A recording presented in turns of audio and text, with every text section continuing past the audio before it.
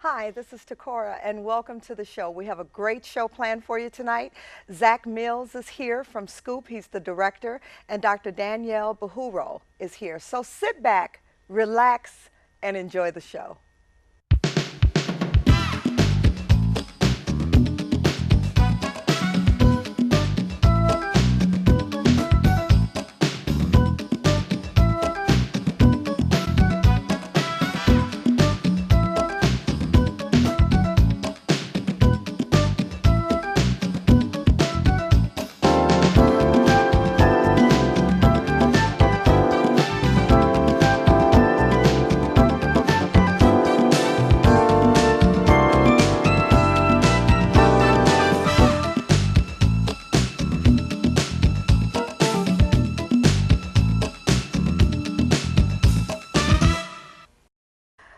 Zach, thank you so much for joining us tonight. Absolutely. Thanks for having me. You know, when I first thought about doing this show, and I think I thought about it while we were working on another project, which we'll talk about later, but I thought this would be great to have you guys on because I hadn't had you on. And this is I think I'm in my 17th year now with the Tecora Rogers Show, so I'm very excited Absolutely. about being here. And Congratulations. Yes. Danielle, thank you for coming and Thank you for joining me having me. tonight. No problem. So, Zach, tell us, what is S.C.U.P.E? SCOOP. SCOOP is an acronym for the Seminary Consortium for Urban Pastoral Education. And basically, we're a nonprofit, and we specialize in training clergy, pastors, ministers, scholars, community leaders, activists, how to do ministry in urban contexts. The city provides a host of challenges that you're well aware of: violence and poverty and Right. impoverished public school systems. And so what SCOOP does is we provide educational, academic tools, cultural tools to help leaders who are passionate about changing the problems in cities like Chicago. And we equip them to be able to do that, whether they're serving in churches or they're owners of businesses. We provide them with the training to be able to engage in the work and what we would call the calling of social justice Okay. and social transformation. You know, it's interesting when you said even businesses, because when I first heard about S.C.U.P.E, it was really in a more religious context. I Yes. hadn't even thought about how it could help a business. Can you talk a little bit more about that? Sure. You know, it's funny. I come in contact with a lot of people who say just that. They hear the kind of work that we do, and they may be entrepreneurs. They may be corporate executives, and they're faithful church members. They go to church and they love God, but they have only thought about their work, their career, their vocation in terms of their professional side. You know, so if they're entrepreneurs, they only thought about serving the world as entrepreneurs. And so what we try to do is we use ministry in a very broad way. A lot of people, when they think of ministry, they think, oh, that just means standing in a pulpit and preaching. That means pastoral ministry. And what we try to communicate to people is that ministry involves a whole host of different ways of serving. One aspect of ministry is pastoral ministry, is serving Okay. as a pastor of a congregation, but you can be involved in all kinds of different ministries. And so we try to tell the entrepreneur, we try to tell the corporate executive, we try to tell the nonprofit worker that you may not be called to pastoral ministry, but you can be involved in all kinds of different ministries. And that if you're a church member attending a church, you should be thinking about what are your gifts, what are your talents, and how can they be used in service of Right. ministry to uplift the community, to Right. uplift the people of God. And Right. so we really try to help people think more broadly about ministry, Okay. and so that they can use their profound gifts in service of the kingdom. Okay. You know, I wanted to really talk more, or talk some about you and how you became affiliated with S.C.U.P.E. And I was on S.C.U.P.E.'s website, and I was reading your bio, and it says you were from something Freesboro, something or other. And I said, where? So tell us about, give us a little bit of your background, but first explain where you're Absolutely, from. yeah. I have to correct you. So it's Murfreesboro, Tennessee, Okay. and it's about 30 miles south of Nashville. So it's not quite as country as it sounds, but it's definitely a country name. So Murfreesboro, Tennessee, is where I came from and grew up. And I went to graduate school at Vanderbilt Divinity School. So I did my Yeah, Master I of want to Divinity. talk to you about that too. Absolutely. It was a great experience. And I learned a lot about myself, a lot about ministry. I was someone who didn't really grow up in the church. I kind of ran from the church. My parents were very faithful, but I could not stand being in the church. I didn't see its relevance, if I'm being honest. I just really struggled with organized religion and being in a church, and didn't understand the rules. Where do I sit? What do I do? What are the rituals? And so it was very uncomfortable for me. And so it wasn't until I got to college that I really started to, I could discern a call to ministry my entire life. But because I wasn't in church, I didn't recognize this burning that was inside of me as a call to ministry. But there was a Wow. burning ever since I was a child. It's unmistakable, very clear, this Yeah. burning to serve people and to help them. And it wasn't until I got to college that I really started to discern that this was actually a call to ministry. And so I graduated with a major in print journalism and a minor in religious studies, and started working as a journalist. And I will never forget, some of my colleagues, they used to come to me periodically and say, Zach, you know, you're a good writer. We like your writing, but you don't belong here. And it was this recognition that there was something else going on inside of Yeah. me that they could discern, that as much as I loved writing it, this was not where I was supposed to be. So I enrolled in Vanderbilt Divinity School, and God just molded me and shaped me. I had wonderful mentors. It was a Wow. transformative experience where I began to see how God could take someone like me who did not grow up in the church and who didn't care about the church, who loved God but just didn't really care to be in church. How Yeah. God could take someone like me and show me the gifts that had been placed in me and how they could be used in service of people, to help people. Yeah. And it again, it goes back to this burning that I had as a youngster. And I will never forget, preached my first sermon about 10 years ago, and I kid you not, Tecora, I was up there preaching and remembered thinking, oh my God, I am finally doing something that fulfills this burning that I've had since I was a child. That is incredible. Absolutely. Wow. It's unmistakable. What a testimony. Yeah, yeah. And so finished my Master of Divinity at Vanderbilt.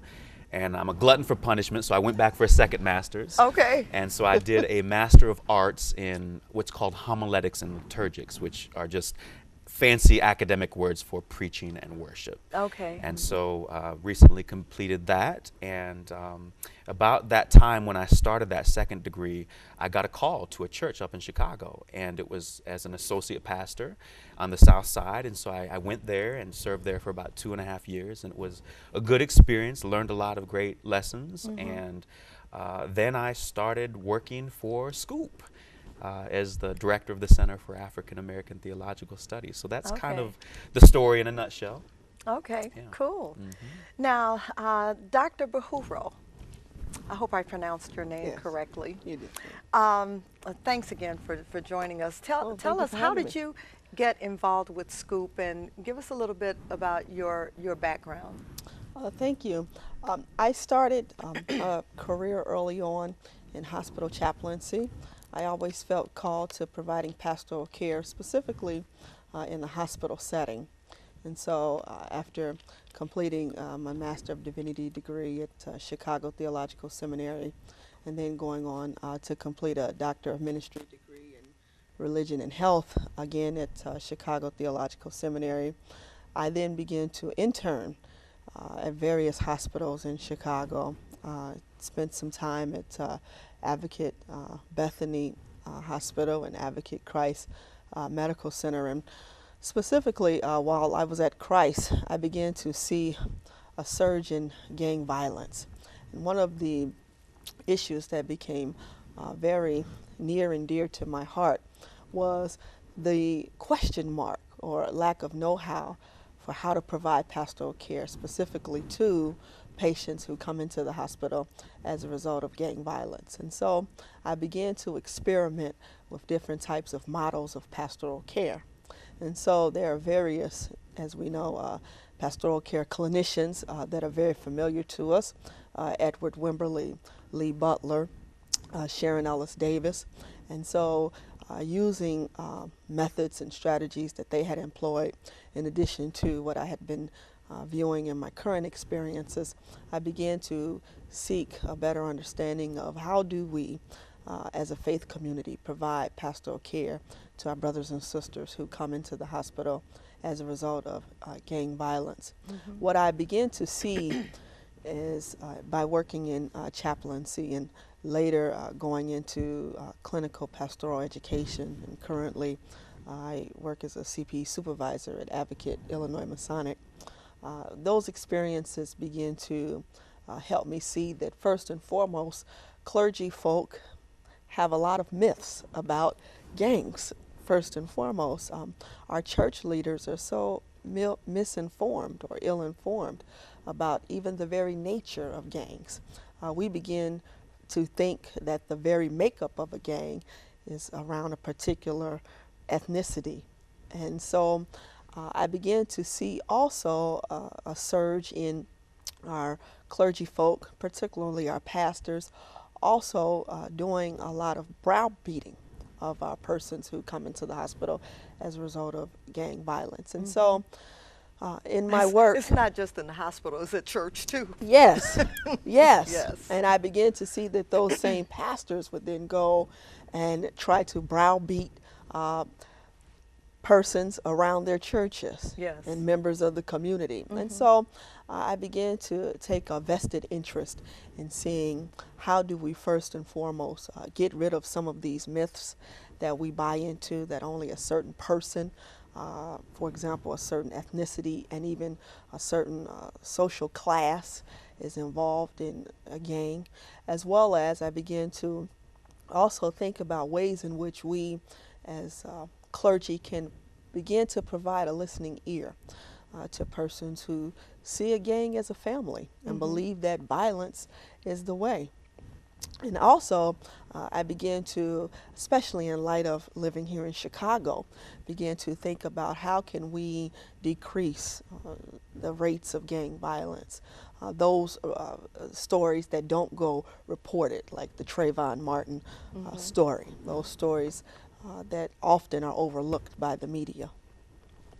And so one of the aspects of this type of work that I've offered to S.C.U.P.E and to specifically the C.A.A.T.S program is an opportunity to train our faith leaders as well as maybe our pastoral care clinicians in various settings on how do we demythitize some of these issues, as well as how do we provide a listening ear to persons who are in gangs, as well as, again, feel like violence is the way. And we begin to see that after engaging in this type of work, instead of being more so interested in changing the patient or the community member, we begin to change as faith leaders ourselves in the ways in which we minister to people. And so, and I think it sounds like that's kind of a good segue to what you do at S.C.U.P.E. Would you Yes. say? Okay. Is Is that a course, the one that you teach? Is it one that you developed? Yes, yes, Okay. and we will offer it this fall. Okay. For So the we C.A.A.T.S were program. talking offline about the course that you teach, but we haven't really said what it is. Oh, I'm So sorry. That's okay. The courses will be held this fall, and it's entitled Gang Violence and Pastoral Care. Okay, so give the audience an idea, when you say gang violence and pastoral care, what can a student feel that they're going to walk away with by taking this course? Three things. First and foremost, the course takes into consideration psychoanalytic theories and concepts, as well as theories and concepts of sociology. And so there's a lot of engagement around the behavioral sciences. Two, students walk away first and foremost understanding what are gangs. We cannot begin to address the problem of gang violence until we take serious what are gangs. Most of the time, for example, we think that gangs are these groups of people of color, most of the time young men, who are on these street corners, not understanding that recent studies, particularly by the University of Chicago, have shown that most persons involved in gangs look like me or you, are middle class to upper class persons who even carry professional jobs. Wow. It's the people on the street corners that are on the lower levels of the gangs. And so also, three, taking this course will allow students to come up with or develop specific strategies that they can utilize in their faith community, in their churches. And so specifically, what can pastors do on a weekly basis? Such things as have a safe haven in your church where instead of being out on the corner, gentlemen or young ladies can come by and play basketball in your fellowship hall or play a game of chess, right? Also, looking at how the pastors can begin to really gain relationship with persons in the community that sometimes we like to point fingers at. So it gives the pastor the tools to understand how to approach, Yes. how to talk to them, okay, how to interact without a negative feel to it. Yes. Okay. Yes. And Okay. what we'd like to hope is more than anything, as a result of taking this class, persons of faith grow a sensitivity to our young brothers and sisters involved in gangs. Okay. Begin to expand their minds Right. around how to be effective in relationship with people that sometimes we may look down upon and think are marginalized folks. Okay, great, great. So, tell me a little bit about, before I want to make sure that we get some information in here about C.A.A.T.S. Before we end the segment. So let's talk a little bit about C.A.A.T.S. It's a C.A.A.T.S. Correct. Right? Correct. Okay, so tell us, what is C.A.A.T.S. and what's its relationship to S.C.U.P.E? Sure. So C.A.A.T.S. is the Center for African American Theological Studies, and its relationship to S.C.U.P.E is that it is a division of S.C.U.P.E. It's an academic program within the broader framework of the nonprofit S.C.U.P.E. And what we do, again, we specialize in several things. One is that we center the African and African American experience as we train our leaders. So a lot of different seminaries and universities have more Eurocentric paradigms, and for whatever reason, intentionally or not so, sometimes the experiences of people of color are kind of pushed to the margins. And so the experiences, the scholars, the classic texts produced by leaders of color are sometimes not engaged as critically as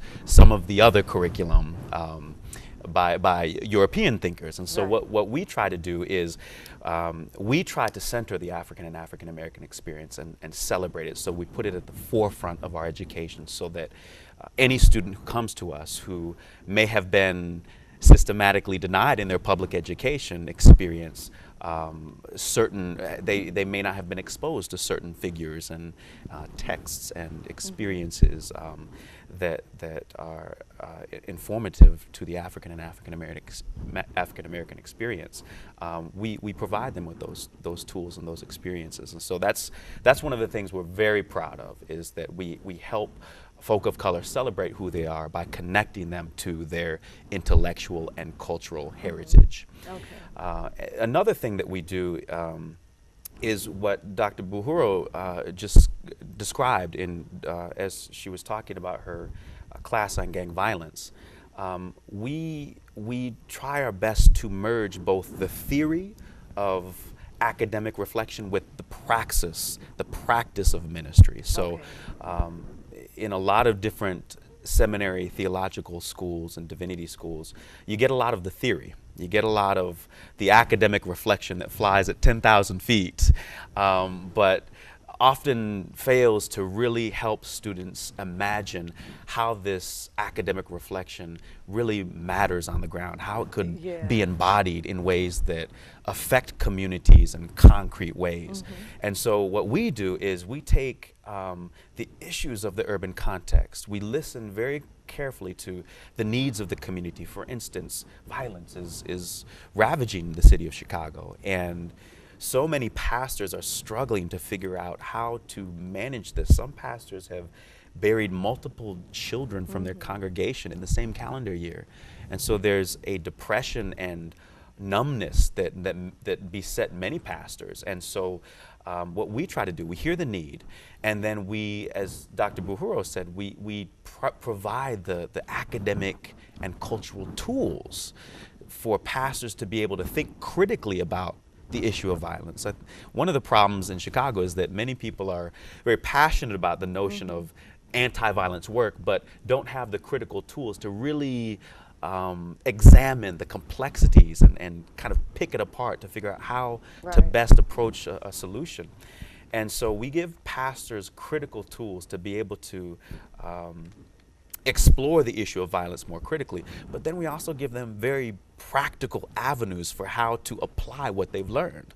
So that's kind of one of our bread and butter at C.A.A.T.S. is we give folk all of the very important, rigorous academic training, but we funnel all of that towards a very practical outcome. At the very end of each class, our students are being forced to think about the practical, pragmatic, concrete ways that all of their great academic training and experience in the classroom will be embodied in ways that Right. help people. Right. And as you can see with Dr. Buhuro's class, this class will culminate, will end in very practical ways where students will be asked to produce curriculum, to facilitate workshops, so that this academic training they receive in the classroom can become beneficial to the community and become empowering to communities and leaders.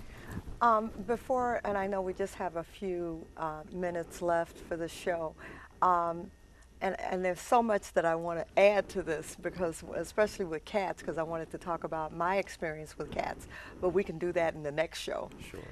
What I'd like for you to do is introduce a video that we're going to be showing.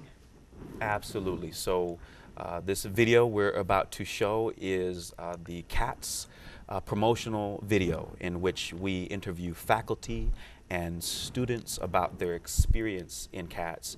And we attempt very briefly to summarize who we are and what we do and why an organization like C.A.A.T.S is so important for the present time in Chicago when so many people are facing so many very difficult struggles. This video will introduce us and what we might be able to offer to an urban context. Okay. Well, you know, while we've just got a few more minutes, and I thank both of you so much for being here on the show. This is one of my first shows that I've done in the studio for a long time, so I'm really excited about kind of, you know, reinventing the Tecora Rogers show. But one of the things I wanted to just mention about C.A.A.T.S, when I first heard about C.A.A.T.S, it was actually through Cynthia Millsap, and she told me about it.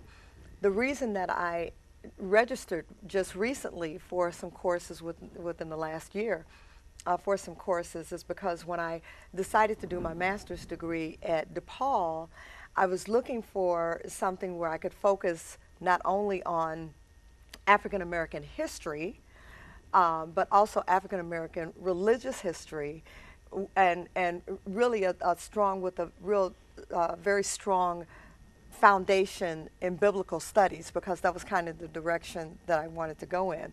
And I could give you a similar story to what you told in terms of your feeling at church and all of that. But so when she told me about S.C.U.P.E, and I said, yeah, that kind of sounds like that's something I want to do. And DePaul had a program that I could just kind of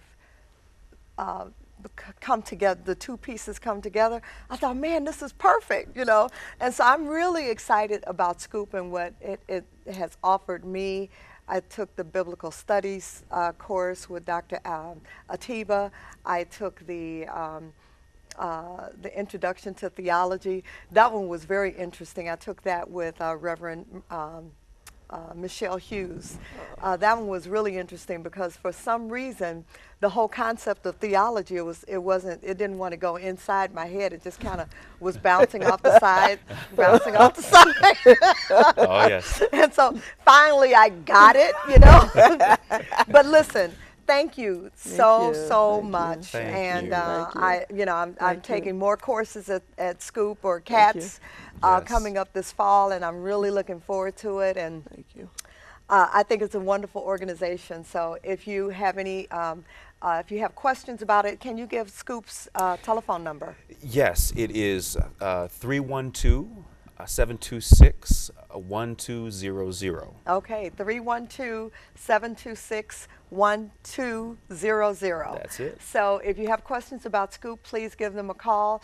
They're willing and ready to answer any of your questions. Thank you so much for joining us tonight. Have a great night.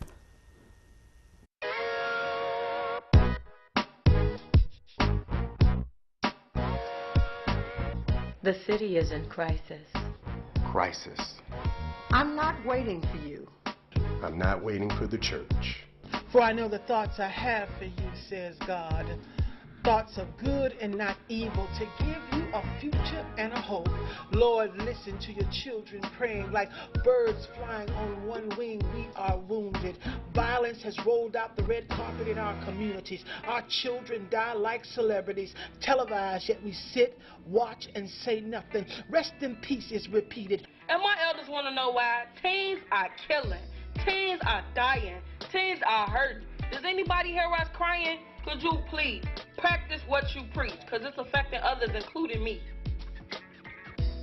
A practical approach to ministering to suffering communities. Spirit-driven. An Afrocentric perspective. Justice-centered. Community-focused. Globally connected. A place where I don't have to check my culture at the door. C.A.A.T.S is where you should be. Where you should be. An atmosphere that is conducive for my learning. Professors at C.A.A.T.S are committed to helping the students succeed. C.A.A.T.S students come to us because they are searching for ways to live out their theology in their own context. We'll help you confront urban violence. We'll give you the tools to challenge injustice. We'll empower you to transform your communities. Many of our communities have become war zones, and it seems like our hope has turned into hell. But there is a balm in Gilead that will quench the fiery darts of hell and speak life to these valley of dry bones. Can anything good come from the hood? And I say yes. I say it's time to live and no time to die. I say it's time for liberation to meet revolution, because an enslaved mind will never taste the beauty of change. The city is in crisis. Crisis. I'm not waiting for you. I'm not waiting for the church. So why are you waiting? Why are you waiting? Why are you waiting?